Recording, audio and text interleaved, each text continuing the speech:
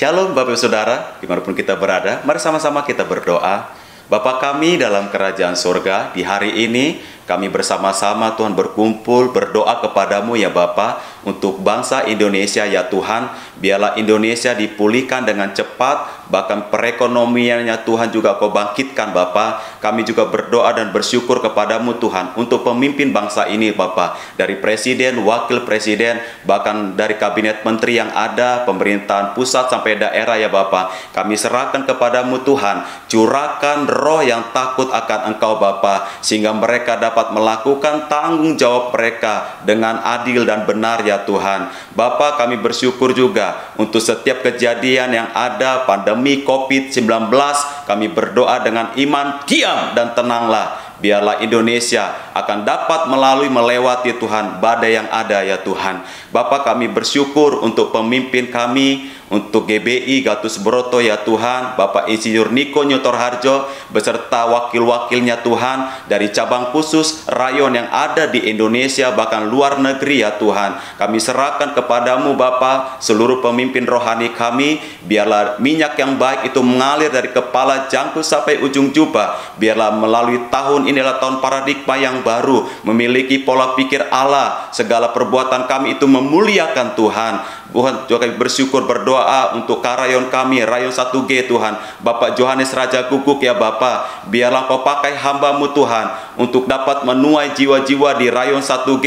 Biarlah ada kesatuan hati bersama-sama dengan seluruh gembala cabang rayon 1G yang ada ya Tuhan. Bapak, kami bersyukur juga untuk generasi anak muda, yaitu generasi Yeremia. Biarlah generasi ini yang memiliki cinta mati-matian kepada Tuhan dan melakukan kehendak-Mu pada zaman ini ya Tuhan. Pakai Tuhan generasi ini, baik di sekolah-sekolah, di tempat kuliah, bahkan di pekerjaan ya Tuhan, di lingkungan dimanapun Tuhan anak-anak muda ini berada Bapa, menjadi saksi untuk menuai jiwa yang terbesar di akhir zaman ini ya Tuhan. Bapa, kami bersyukur untuk gereja-gereja Tuhan, biarlah bergandengan tangan bersama-sama, gereja Tuhan dipersatukan, gereja Tuhan menjadi saksi, biarlah Indonesia dipulihkan Tuhan. Terima kasih Bapa, kami bersyukur kepadamu, Allah kami yang hidup, Allah kami yang dahsyat, perbuatannya ajaib bagi kami. Dalam nama Tuhan Yesus Kristus kami berdoa dan bersyukur. Sama-sama kita katakan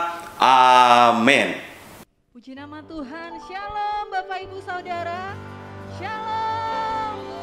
Dimanapun Bapak Ibu Saudara berada pada hari ini, mari sama-sama kita mau memuji menyembah Tuhan. Saya undang kita sama-sama bangkit berdiri. Kita mau tinggikan, kita mau katakan bahwa Dia adalah sumber kemenangan kita. Amin. Amin. Mari kita sembah puji Tuhan. Sebab kami lebih dari pemenang dalam segala perkara Tuhan.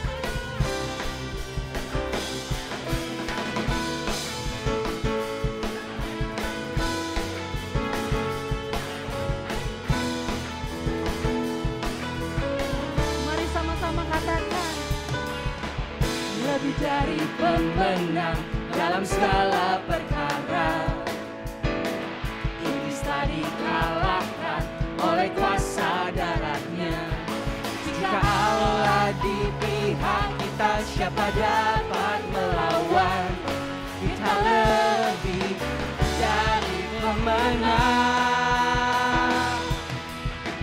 Lebih dari pemenang dalam segala perkara. Iblis tadi kalahkan oleh kuasa darahnya. Jika Allah di pihak kita, siapa dapat melawan? Kita lebih dari pemenang. Haleluya, kibarkanlah panjinya, Yesus Raja segala raja.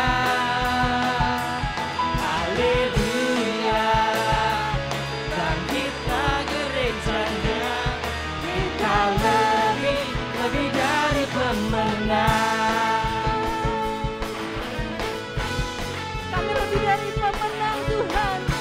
Di dalam situasi apapun dalam hidup kami. Lebih dari pemenang dalam segala perkara.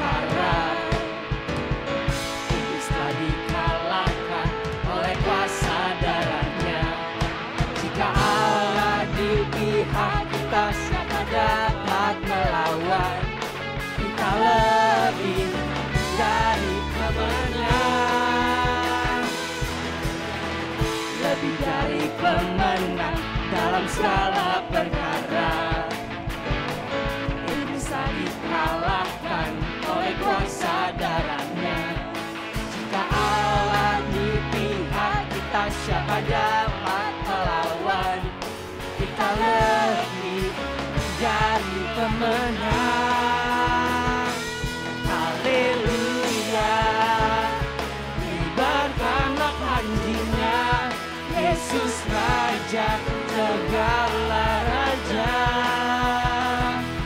Haleluya, bangkitlah gerejanya, kita lebih dari pemenang. Haleluya, kibarkanlah panjinya, Yesus Raja segala raja.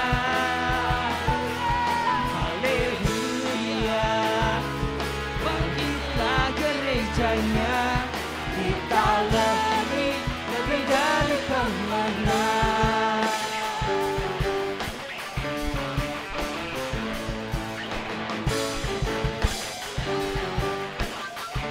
Mari sama-sama katakan.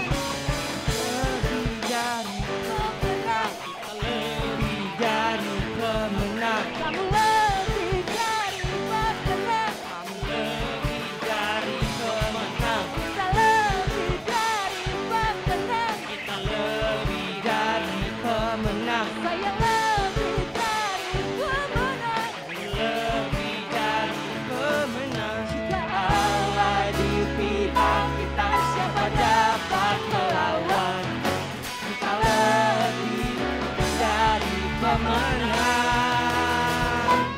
Haleluya, kibarkanlah panjinya, Yesus Raja segala raja.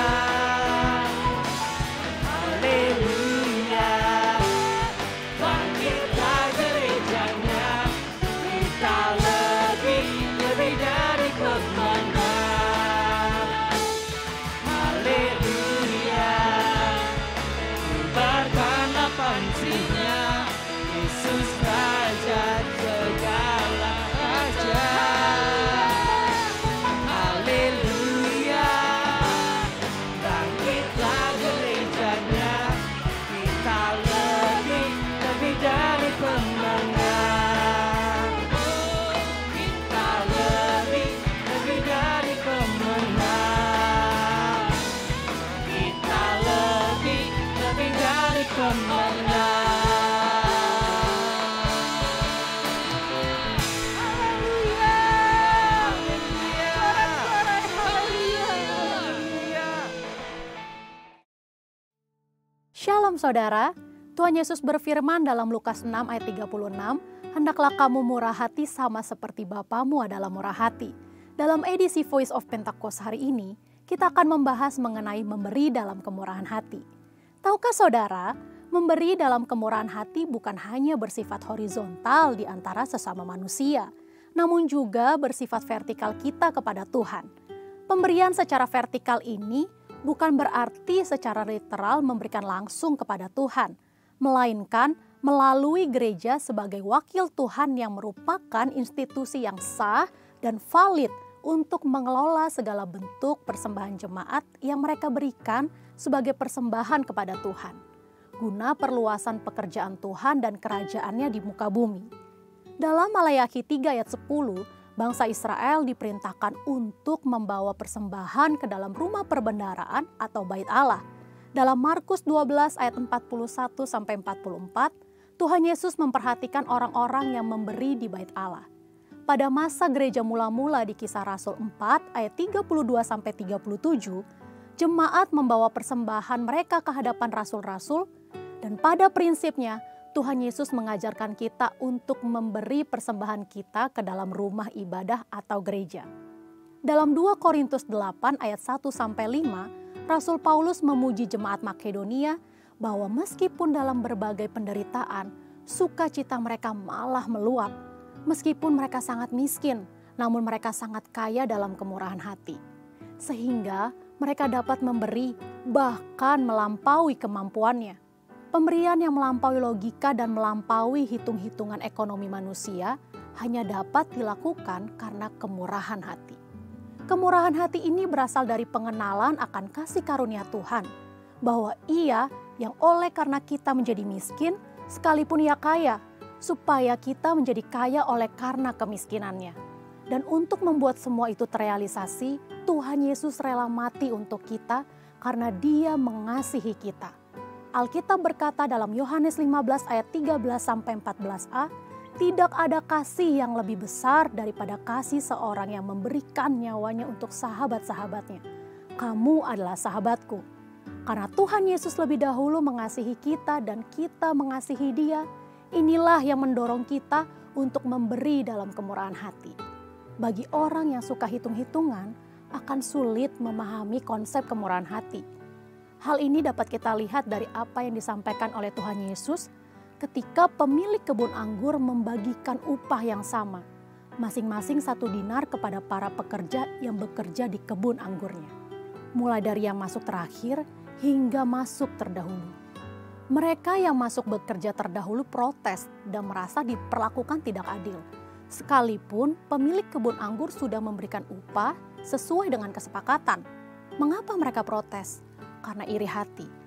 Mereka yang tidak memiliki kemurahan hati akan cenderung menjadi iri hati. Bagaimana dengan kita?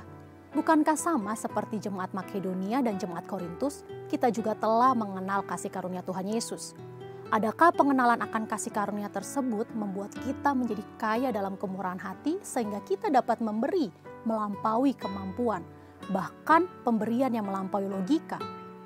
Prinsip memberi dalam kemurahan hati seharusnya diterapkan dalam keseharian hidup suami istri dalam rumah tangga. Memberi dalam kemurahan hati dilandasi karena suami dan istri saling mengasihi, karena kasih Kristus telah mengikat mereka. Paulus dengan inspirasi Roh Kudus dalam Efesus 5 ayat 25 menyatakan, "Hai suami, kasihilah istrimu sebagaimana Kristus telah mengasihi jemaat dan telah menyerahkan dirinya baginya." Kalau dirinya sendiri saja rela diserahkan bagi istrinya, bukankah materi, harta, dan lain-lain sebenarnya menjadi hal yang terlalu kecil untuk diberikan? Selain itu, contoh praktek memberi dalam kemurahan hati sudah dipraktekkan di gereja kita GBI Jalan Gatot Subroto dalam memberikan persembahan sulung setiap tahun. Bukan dengan paksaan, tetapi menurut kerelaan hati dan kekayaan kemurahan hati dari jemaat.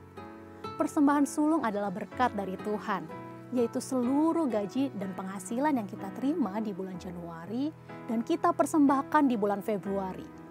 Tanpa kemurahan hati, tidak mungkin seseorang akan memberikan persembahan sulung kepada Tuhan. Sudah banyak kesaksian dari orang-orang yang memberikan persembahan sulung dari kemurahan hatinya, yang membuktikan pemeliharaan dan penyertaan Tuhan senantiasa ada. Bahkan mereka menerima berkat berkelimpahan. Kita percaya Tuhan memperhitungkan mereka yang taat melakukan firman-Nya. Memberikan persembahan sulung menjadikan kita pribadi-pribadi yang semakin diperkaya dalam kemurahan hati dan semakin merasakan kasih karunia Tuhan. Untuk penjelasan lebih lanjut dari tim teologi kami, saudara dapat scan QR Code yang tersedia. Selamat memberi dalam kemurahan hati dan Tuhan Yesus memberkati.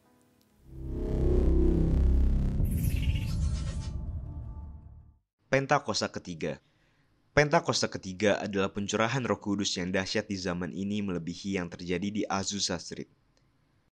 Pentakosta ketiga akan mengakibatkan penuaian jiwa yang terbesar dan yang terakhir sebelum Tuhan Yesus datang kembali. Pentakosta ketiga akan membangkitkan generasi Yeremia, yaitu anak-anak muda yang dipenuhi Roh Kudus, cinta mati-matian kepada Tuhan Yesus, tidak kompromi terhadap dosa, dan akan bergerak untuk memenangkan jiwa. Pentakosta ketiga lahir di Indonesia yang bergerak ke bangsa-bangsa. Gerakan ini dari timur ke barat dan akan kembali ke Yerusalem. Pentakosta ketiga akan memberikan kuasa untuk menyelesaikan amanat agung dan setelah itu Tuhan Yesus datang kembali. Kami mau bawa hati kami lebih lagi di hadapan-Mu Tuhan. Sebab Engkaulah segalanya di dalam kehidupan kami ya Bapa. Selamanya kami cinta Engkau Tuhan Yesus.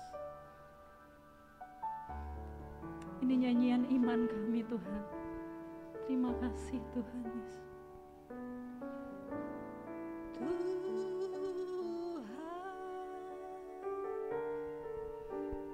Kaulah segalanya,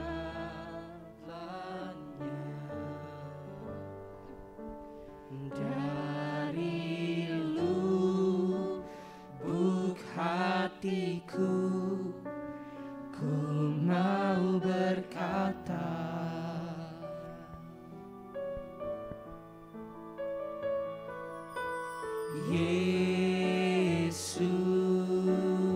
Yesus, Kaulah segalanya,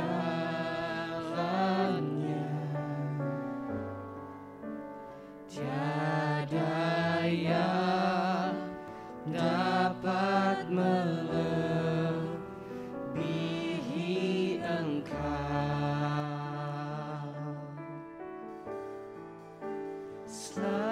Selamanya ku puji,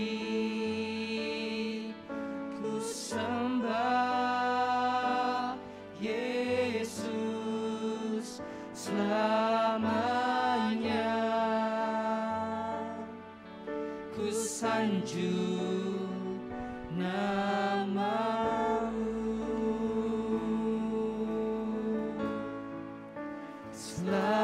Selamanya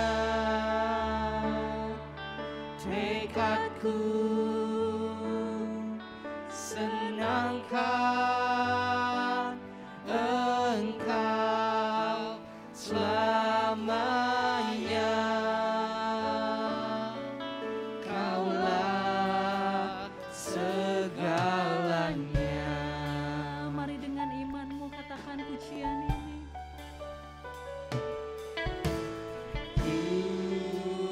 Tuhan, Kaulah segalanya, Dari lubuk hatiku, dari lubuk hatiku ku mau berkata, Yesus kau segalanya.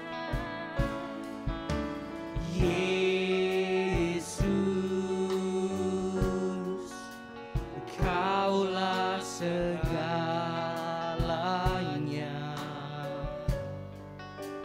tiada yang dapat melebihi Engkau. Angkat tanganmu katakan. Selamanya ku puji, ku sembah Yesus. Selamanya ku sanjung nama-Mu.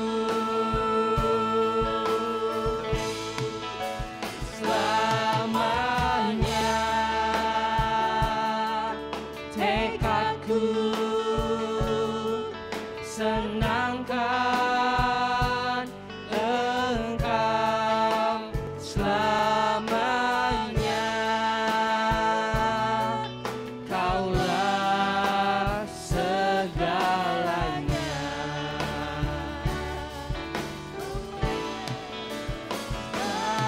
Selamanya ku puji, ku sembah Yesus. Selamanya Sanjung Engkau Tuhan. ku sanjung nama-Mu.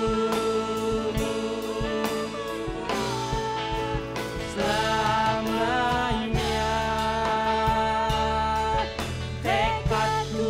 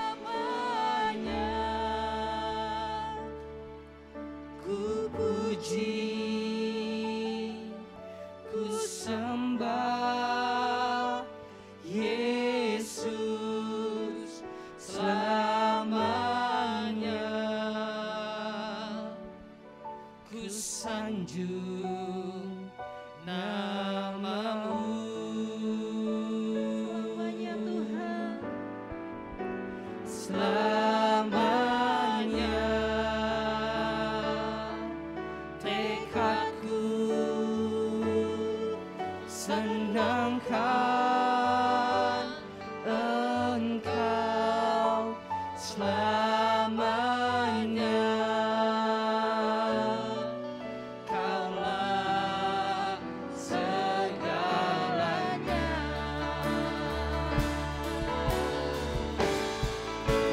Selamanya ku puji, ku sembah Yesus. Selamanya ku sanjung namamu. Selamanya tekadku senangkan Engkau. Selamanya Kaulah segalanya.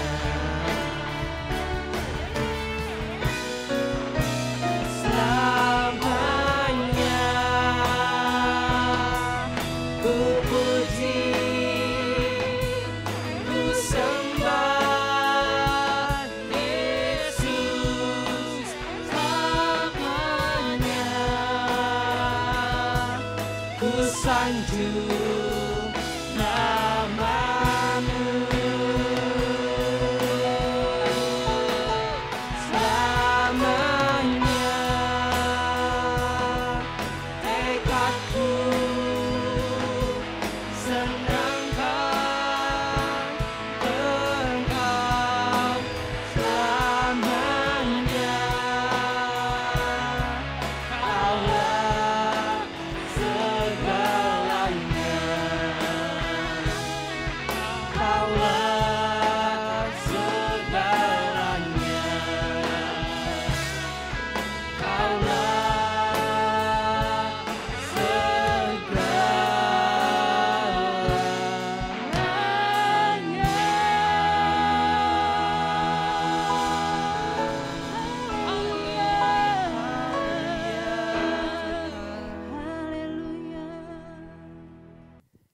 Shalom Bapak Ibu Saudara yang dikasihi Tuhan Yesus.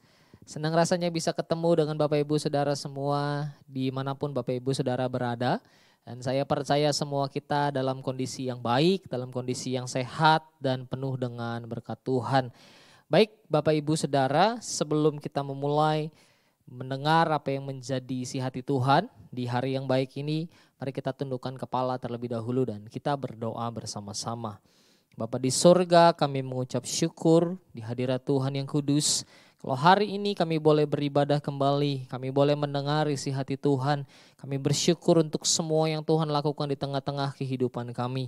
Kami percaya Tuhan campur tangan dalam setiap aspek kehidupan kami. Terlebih lagi kami bersyukur hari ini kami dalam kondisi yang luar biasa.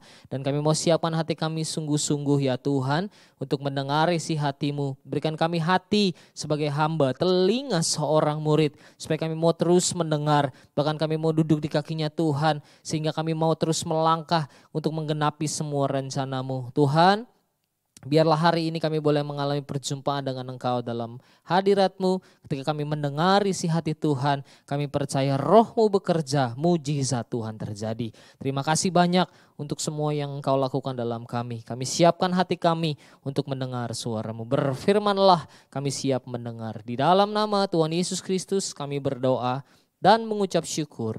Haleluya. Sama-sama kita katakan amin. Puji Tuhan. Shalom sekali lagi Bapak Ibu Saudara semua dimanapun Bapak Ibu Saudara berada. Bapak Ibu, sesuai dengan tuntunan Tuhan di mana hari-hari ini kita diminta untuk bangkit dan menjadi pemenang, ya. Tapi jangan lupa bahwa kita juga diminta untuk menjadi murid Kristus yang sejati, ya Bapak Ibu Saudara ya. Supaya apa? Supaya kita bisa menyelesaikan amanat agung. Karena kita percaya ada panggilan Tuhan dalam setiap kehidupan kita, di setiap aspek hidup yang kita punya Bapak Ibu, ya. Oleh karena itu hari ini judul tema khotbah yang akan saya bawakan adalah murid Kristus yang sejati.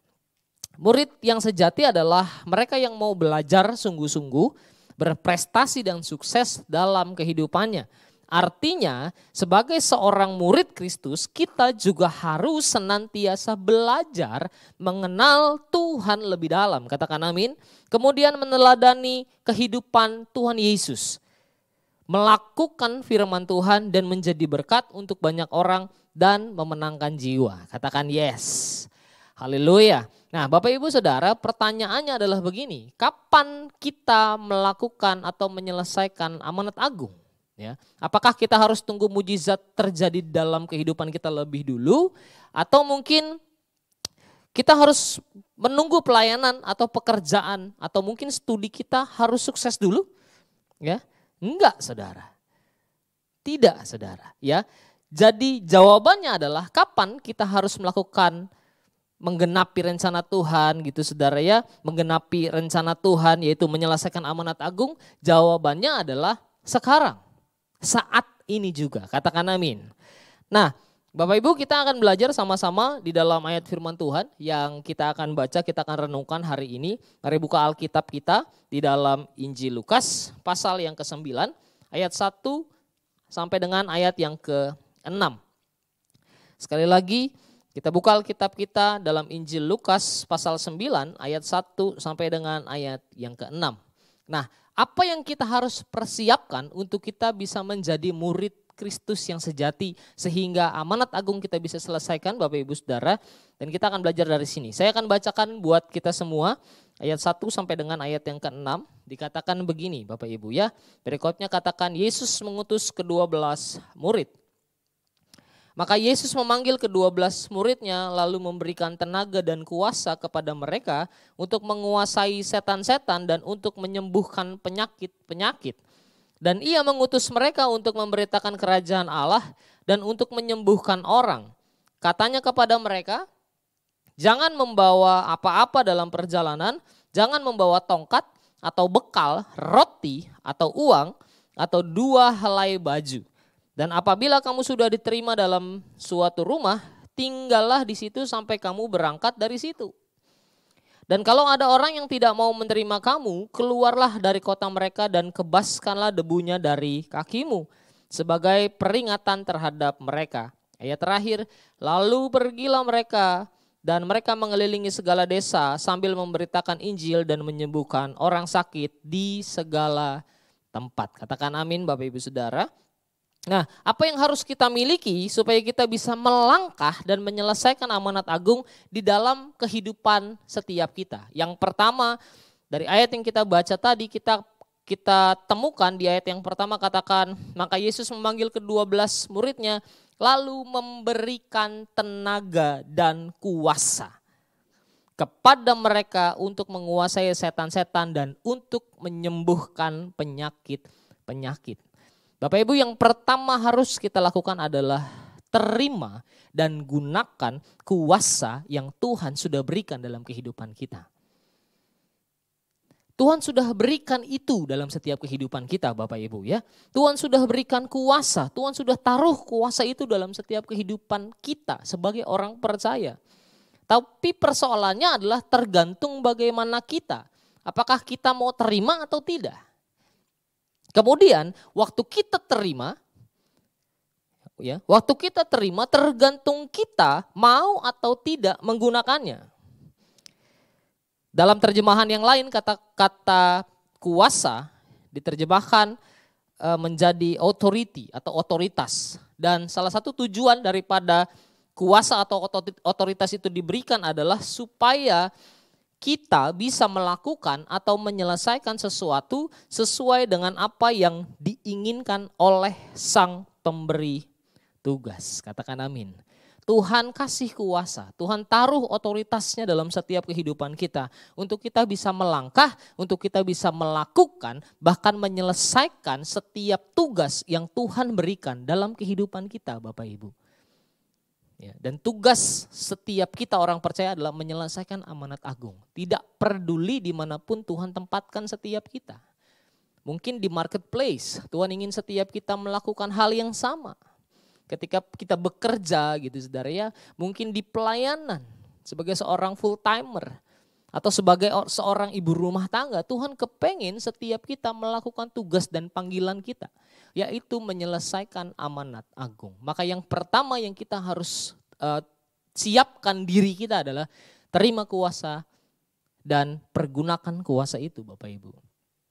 Nah, persoalannya adalah iblis tahu, ya, iblis tahu ada kuasa dari Tuhan dalam kita yang pada waktu kita hidup sungguh-sungguh dan pergunakan kuasa yang Tuhan taruh itu dalam hidup kita, maka akan terjadi hal-hal yang luar biasa di dalam kehidupan orang percaya, di dalam kehidupan Bapak Ibu dan saya. Dan tentu saja iblis tidak suka tentang itu. Iblis tahu rencana Tuhan yang dahsyat dalam hidup saudara dan saya. Iblis tahu semua rancangan Tuhan yang ajaib itu dalam hidup setiap kita. Sehingga ketika kita hidup sungguh-sungguh dan kita pergunakan kuasa itu, maka terjadi hal-hal yang dahsyat di hidup setiap kita. Iblis gak suka, karena itu dia merusak semua rencana Allah dengan berbagai cara. Supaya apa yang Tuhan rencanakan dalam kita, supaya semua tugas dan panggilan yang Tuhan taruh dalam hidup saya, dalam hidup saudara dan saya, semuanya gagal, semuanya batal. Tapi dengar saya baik-baik bahwa ada satu pribadi yang sangat luar biasa, yaitu Yesus yang memberikan kuasa di tengah-tengah kehidupan kita sebagai orang percaya, Bapak Ibu. Ya, nah makanya iblis seringkali mengintimidasi kita. Ya, iblis mengintimidasi kita lewat apa, saudara? Yang paling sering terjadi adalah lewat pikiran. Supaya apa? Supaya setiap apa yang kita lakukan semuanya tidak sesuai dengan rencana Tuhan. Iblis mengintimidasi kita melalui pikiran sehingga berdampak pada tindakan kita. Membuat kita pertama jadi lemah. Setelah lemah jadi takut. Waktu takut muncul kekhawatiran, Bapak Ibu Saudara. Dan kemudian jadi cemas, jadi bimbang, bahkan jadi pesimis dan gampang menyerah. Dan titik akhir daripada rencana si jahat adalah membuat setiap kita menjadi pribadi yang kalah. Sementara Tuhan ingin, bahkan Tuhan pesan dalam setiap kehidupan kita tahun ini, kita menjadi pemenang, katakan amin. Oleh karena itu mari pergunakan kuasa yang Tuhan berikan dalam setiap kehidupan Bapak Ibu Saudara dan saya untuk mengalahkan rancangan si jahat. Karena waktu kita hidup sungguh-sungguh, perkara-perkara yang dahsyat terjadi dalam hidup kita. Waktu kita melangkah, kita akan melangkah dengan kuasa. Waktu kita berbicara, kita akan berbicara dengan kuasa yang powerful. Ya. Itu sebabnya kita butuh kuasa untuk mematahkan semua intimidasi daripada si iblis. Sehingga kita bisa terus berjalan, terus kuat melangkah dan menang sampai di garis akhir, Bapak Ibu. Misalnya ketika kita dalam kondisi yang lemah gitu ya. Mari perkatakan dengan perkataan-perkataan yang mengandung kuasa. Pikiran kita sudah mulai capek, mulai lelah, udah mulai agak khawatir, udah mulai agak cemas, mulai takut. Mari sama-sama kita perkatakan kuasa. Perkatakan perkataan-perkataan yang mengandung kuasa. Aku pasti bisa, aku pasti bisa. Roh Tuhan ada padaku, kan begitu saudara ya. Supaya hidup kita gak jadi lemah. Supaya yang tadinya kita mulai larinya kenceng, gak jadi pelan larinya. Tapi terus melangkah, step by step Tuhan akan pimpin, Tuhan akan tuntun dengan kuasa yang daripada Tuhan atas kita. Karena Tuhan menyertai setiap kehidupan Bapak Ibu Saudara dan saya. Tuhan kepengen setiap kita hari-hari ini, yang pertama, pergunakan kuasa. Karena kita mau jadi murid Kristus yang sejati, saudara. Murid Kristus yang mau terus belajar, murid Kristus yang mau terus meneladani kehidupan daripada Tuhan Yesus. Menjadikan gaya hidup dalam setiap kehidupan kita. Untuk menang bersama dengan Tuhan, katakan amin. Yang pertama terima dan gunakan kuasa. Kemudian yang kedua, apa yang kita harus siapkan? Poin yang kedua adalah selalu mengandalkan Tuhan Yesus. Katakan amin. Di ayat yang ketiga dikatakan begini Bapak Ibu. Ya, di ayat yang ketiga dikatakan, katanya kepada mereka, ya, kata Tuhan Yesus kepada mereka, kepada murid-muridnya, jangan membawa apa-apa dalam perjalanan. Jangan membawa tongkat, jangan membawa tongkat atau bekal, roti atau uang, atau 2 helai baju. Ya. Jangan bawa apa-apa kata Tuhan. Nah Tuhan kepengen mengajarkan murid-muridnya ini untuk tetap percaya kepada Tuhan, ya. Mengandalkan pemeliharaan Tuhan dan hidup apa adanya, saudara. Hidup apa adanya, hidup lancar-lancar aja gitu. Hidup tulus aja sama Tuhan. Ya.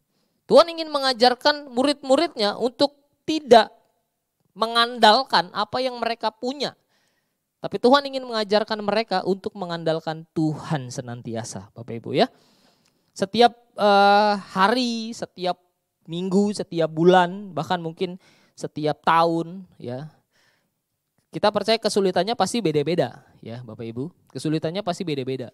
Tahun ini tidak sama dengan tahun yang kemarin kesulitannya. Ya, bulan ini tidak sama seperti bulan depan kesulitannya. Pasti berbeda-beda saudara ya. Sehingga tantangan yang kita punya, tantangan yang kita miliki untuk berjalan dalam menyelesaikan amanat agung ini juga pasti beda.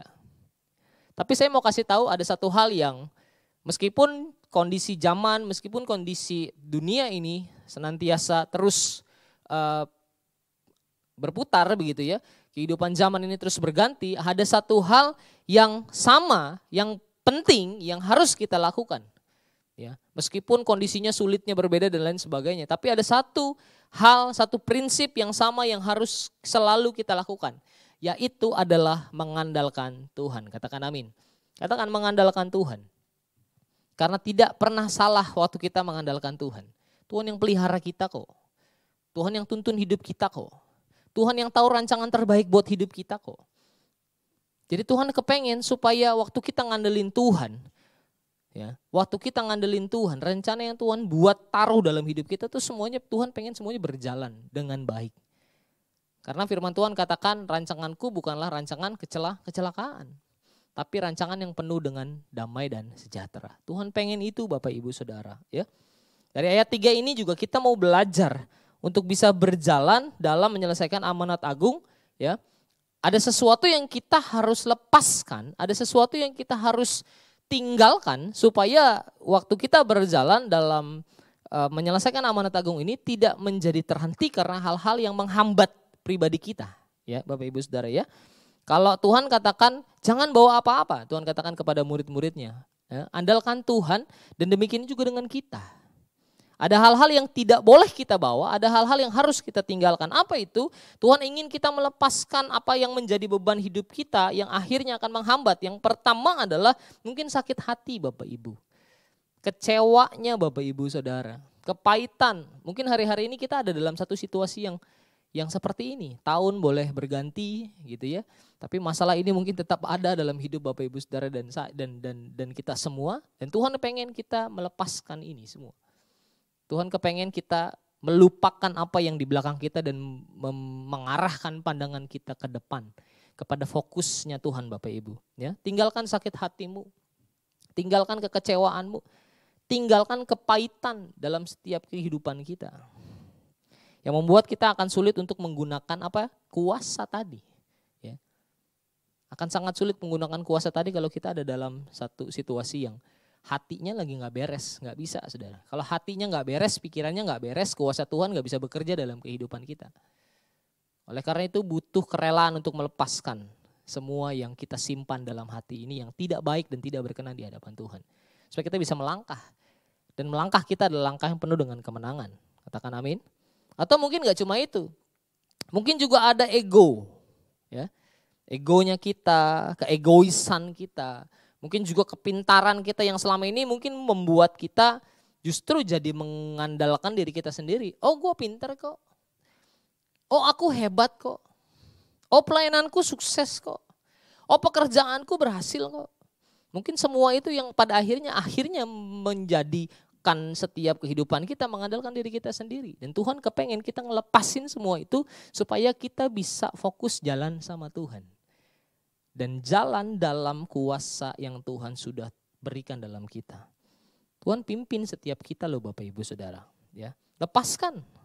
Supaya Tuhan mampu untuk tolong kita.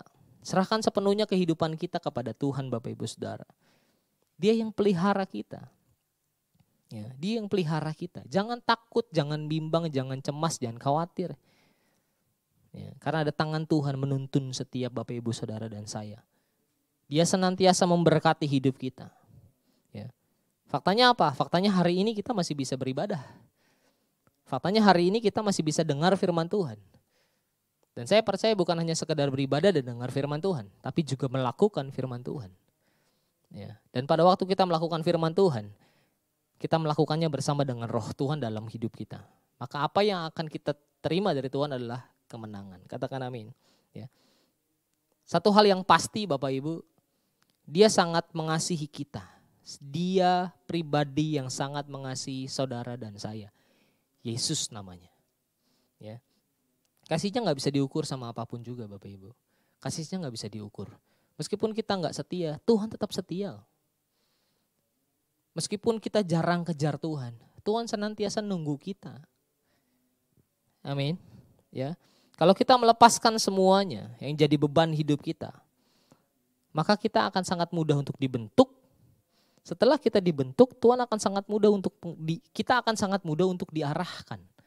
Karena kenapa? Karena ketika kita setia kepada proses yang Tuhan taruh dalam hidup kita untuk membentuk setiap kita, maka kita akan sangat mudah untuk dituntun, diarahkan. Tuhan bentuk, Tuhan tuntun, Tuhan arahin sampai kemenangan terjadi dalam setiap kehidupan kita. Katakan amin Bapak Ibu.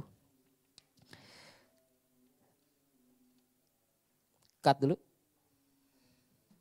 Gak apa-apa, biarin. Itu lanjut aja. Ada kertas gua lagi gak sih itu Bre? Oh ini dia jatuh.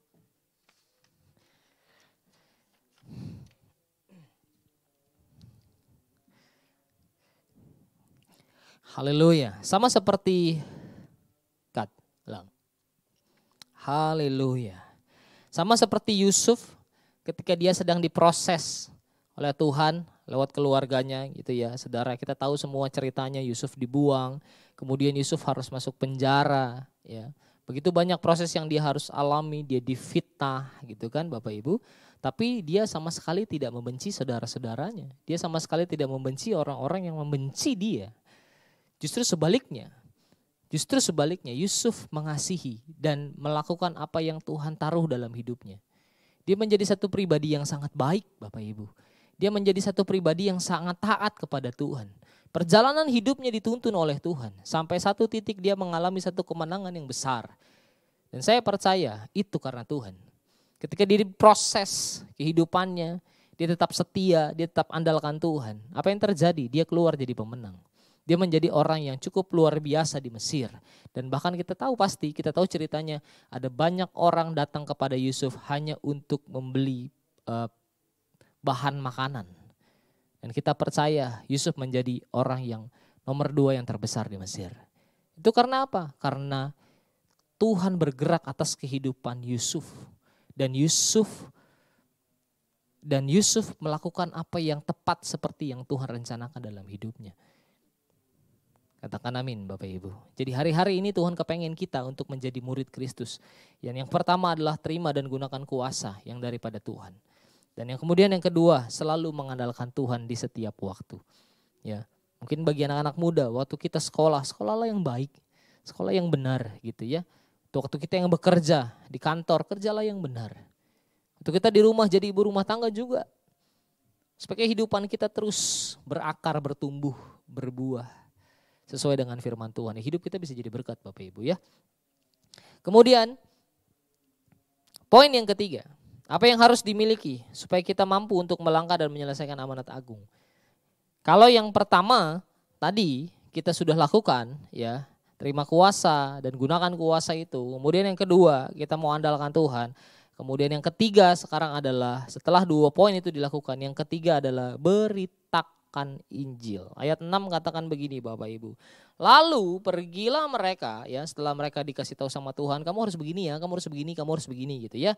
Di ayat yang ke-6 katakan lalu pergilah mereka dan mereka mengelilingi segala desa sambil memberitakan Injil dan menyembuhkan orang sakit di segala tempat. Waktu kita udah siapkan hati sungguh-sungguh ya. Waktu kita sudah prepare semuanya, maka yang kita akan lakukan kemudian adalah mulai bangkit. Mulai bangkit, mulai melangkah, mulai berjalan beritakan Injil. Ya.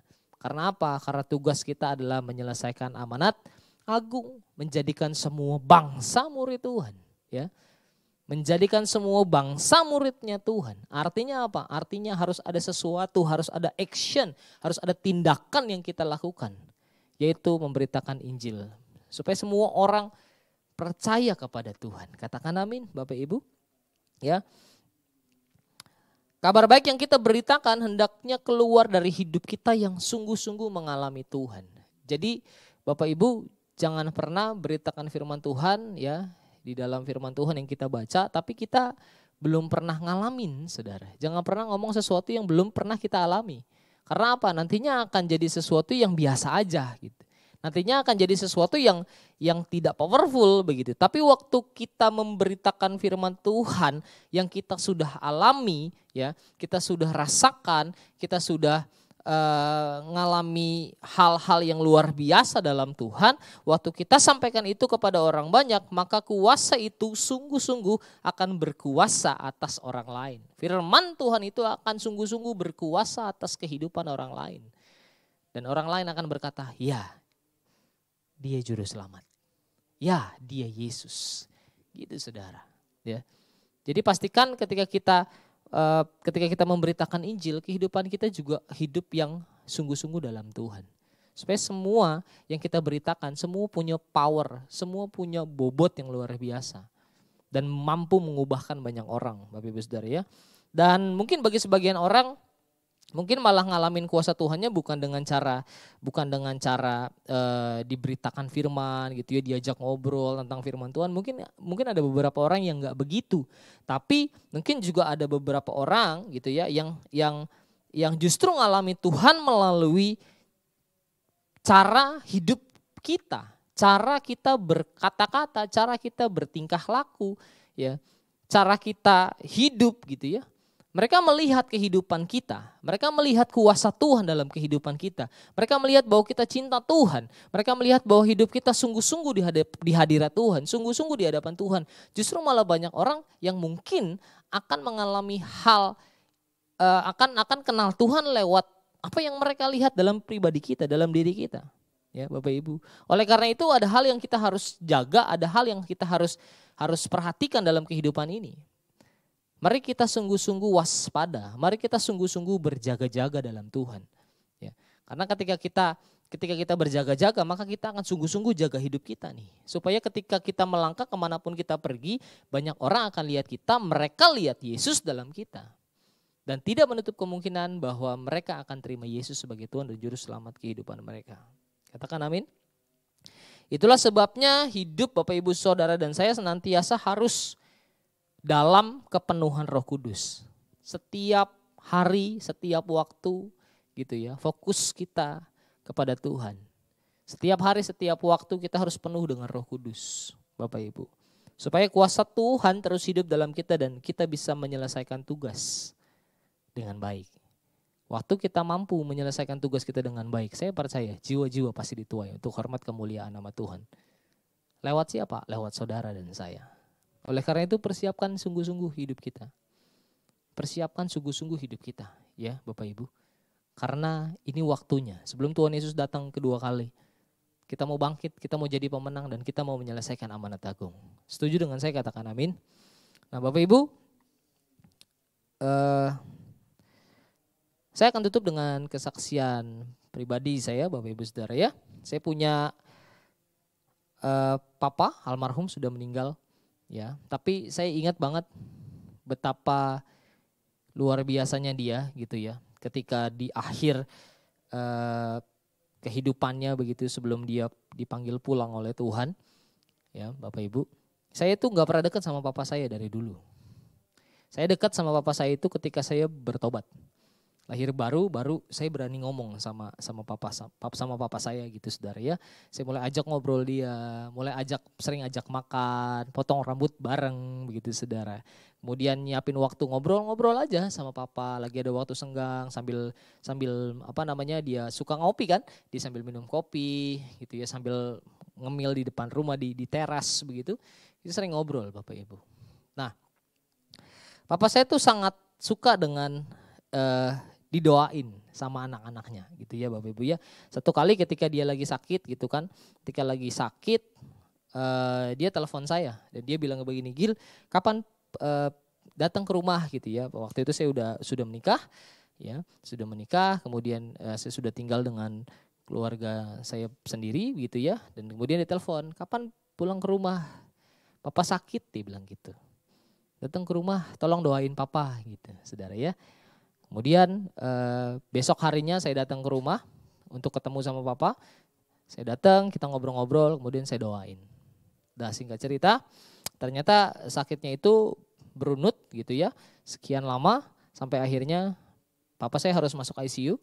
Dan waktu beliau masuk ICU, kebetulan saya yang jaga Bapak Ibu Saudara. Jadi malam hari saya datang ke rumah, pulang ke rumah waktu ditelepon dari rumah gitu. Saya datang pulang ke rumah, kemudian bawa papa saya ke rumah sakit. Dia udah nggak berdaya, dia udah nggak bisa ngapa-ngapain gitu Saudara. Dia hanya bisa terlentang. Kemudian kita bawa ke rumah sakit, ke salah satu rumah sakit. Kemudian harus masuk ICU langsung hari itu. Dan waktu masuk ICU saya bilang sama papa gini, kan nggak bisa ditunggu ya Bapak Ibu ya. Saya bilang sama papa saya gini, Pak, Ragil tunggu di luar, kita doa. Sebelum Ragil tunggu di luar, yuk kita doa. Kita doa saudara. Waktu dia doa sambil nahan sakit, dia bilang amin, amin gitu saudara. Dia bilang amin, amin gitu ya. Dan ketika papa saya meninggal, sebelum dia meninggal, saya doa lagi buat papa saya. Saya bilang gini, Pak, Ragil sayang papa. Ragil sayang papa. Kalau papa memang udah gak kuat mau pulang, silakan pulang. Gak apa-apa, gak apa-apa gitu ya. Dan gak lama setelah itu papa saya pulang saudara. Tapi satu hal yang saya mau garis bawahi bahwa begini, ketika saya mulai baca firman, renungkan firman Tuhan, ya, lakukan firman Tuhan setiap hari, bangun mesbah Tuhan pribadi waktu itu. Di awal-awal saya bertobat sampai dengan hari ini, papa saya mulai berubah step by step. Step by stepnya dia mulai berubah. Sampai satu titik ketika dia sedang sakit, saya datang di rumah sakit. Sebelum papa saya meninggal dia bilang begini, papa bangga sama kamu. Wow, papa bangga sama kamu. Makasih udah jadi contoh yang baik. Padahal harusnya saya yang ngomong itu ke papa saya. Tapi papa saya ngomong begitu. Terima kasih udah jadi contoh buat papa untuk percaya sama Tuhan. Wow. Saya percaya waktu kehidupan kita dipenuhi kuasa Roh Kudus, kita terima kuasa dari Tuhan. Kita andalkan Tuhan dan kemudian kita mulai melangkah, menjaga, meresponi hidup sesuai dengan firman Tuhan. Perkara-perkara yang luar biasa pasti terjadi dalam hidup Bapak Ibu Saudara dan saya. Yang percaya katakan amin. Nah Bapak Ibu,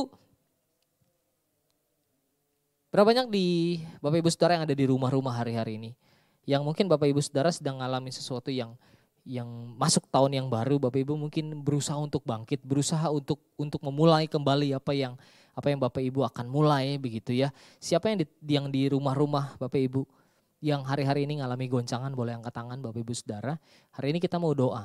Saya mau doakan Bapak Ibu Saudara semua. Dan berapa banyak di tempat Bapak Ibu Saudara yang kepengen jadi murid Kristus. Yang pengen jadi murid Kristus angkat tangan.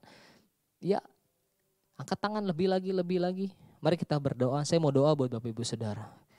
Oh Rabaya Syakaraba. Tuhan terima kasih banyak untuk semua penyertaan-Mu, kuasa-Mu yang hadir dalam setiap kehidupan kami. Tuhan, hari ini kami berdoa, Tuhan lakukan perkara-perkara yang besar dalam kehidupan kami. Kami percaya penuh kepadamu Tuhan. Kami mau jadi murid Kristus yang sejati. Kami mau menjadi pribadi yang mau ngejar Tuhan. Kami mau jadi pribadi yang mau taat kepada Tuhan. Kami mau jadi pribadi-pribadi yang mau cinta Tuhan lebih lagi. Kami mau jadi pribadi-pribadi yang mengasihi Engkau lebih lagi ya Tuhan. Bawa kami untuk terus kenal Tuhan. Bawa kami untuk terus kuat dalam Tuhan.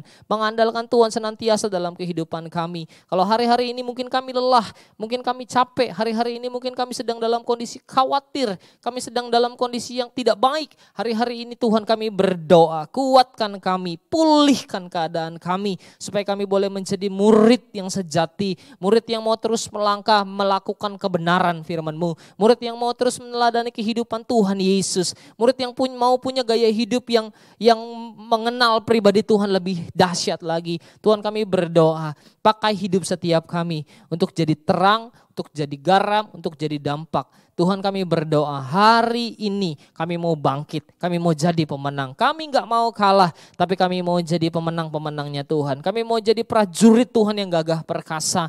Hari-hari ini Tuhan pakai setiap kami untuk menerobos, untuk mendobrak segala sesuatu yang mustahil dalam kehidupan kami. Sehingga kami akan melihat kuasa Tuhan bekerja dalam kami. Sembuhkan yang sakit, pulihkan dalam nama Yesus. Terima kasih Tuhan untuk segala kebaikan-Mu atas kami. Terima kasih Tuhan. Terima kasih firman-Mu sudah selesai disampaikan. Tuhan beracara buat kami. Biar apa yang kami boleh dengar hari ini boleh menjadi fondasi dalam hidup kami. Untuk kami boleh terus kejar Tuhan. Menjadi pribadi yang maksimal di dalam Tuhan. Terima kasih. Jangan lepaskan genggaman-Mu dalam kami. Supaya kehidupan kami terus Tuhan tuntun, Tuhan bentuk menjadi emas yang murni. Dan kehidupan kami menjadi berkenan di hadapan-Mu. Terima kasih Bapa, Engkau sangat baik buat kami. Di dalam nama Tuhan Yesus kami berdoa dan mengucap syukur. Haleluya. Sama-sama katakan amin. Bapak Ibu Saudara, ibadah kita sudah selesai. Kita akan pulang dengan terima berkat Tuhan. Mari angkat tangan di hadapan Tuhan bersama-sama. Tuhan, Engkau memberkati setiap kehidupan kami, keluarga kami, studi kami, pekerjaan kami, pelayanan kami. Semua yang kami lakukan, kami percaya semuanya dahsyat dalam tangan-Mu. Kami mau pulang terima berkat-Mu. Kasih karunia yang berlimpah-limpah dari Allah Bapa di sorga. Dalam nama anak yang tunggal Tuhan Yesus Kristus. Kuat kuasa perlindungan daripada Allah Roh Kudus menyertai kita semua. Mulai hari ini sampai Maranatha. Tuhan jemput kita di awan-awan permai. Bahkan kekal selama-lamanya. Di dalam nama Tuhan Yesus Kristus kami berdoa. Dan terima berkat Tuhan. Haleluya. Sama-sama katakan amin. Selamat hari Minggu. Tuhan Yesus memberkati.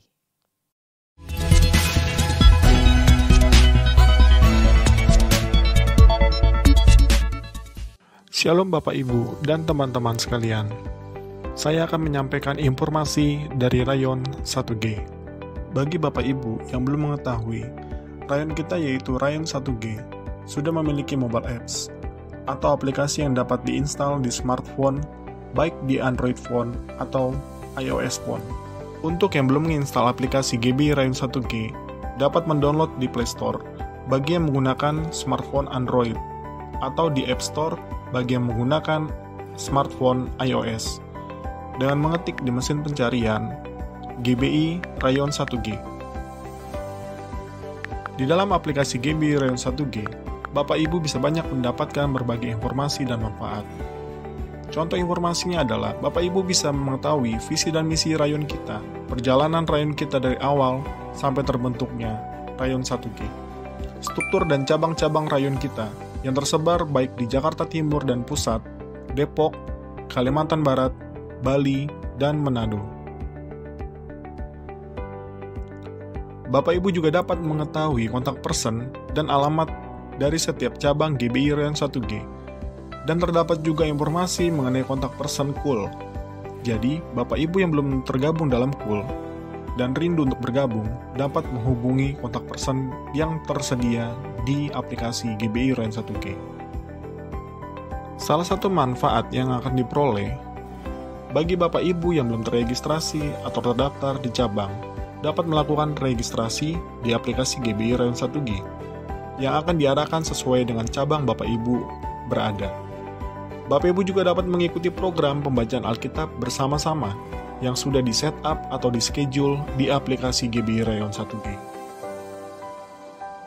Dan masih ada lagi beberapa informasi dan manfaat yang diperoleh apabila Bapak Ibu menginstal aplikasi GBI Rayon 1G. Bagi Bapak Ibu yang butuh informasi tambahan mengenai aplikasi GBI Rayon 1G, jangan ragu untuk bertanya ke pekerja setempat yang akan membantu Bapak Ibu. Sekian pengumuman untuk GBI Rayon 1G. Tuhan Yesus memberkati.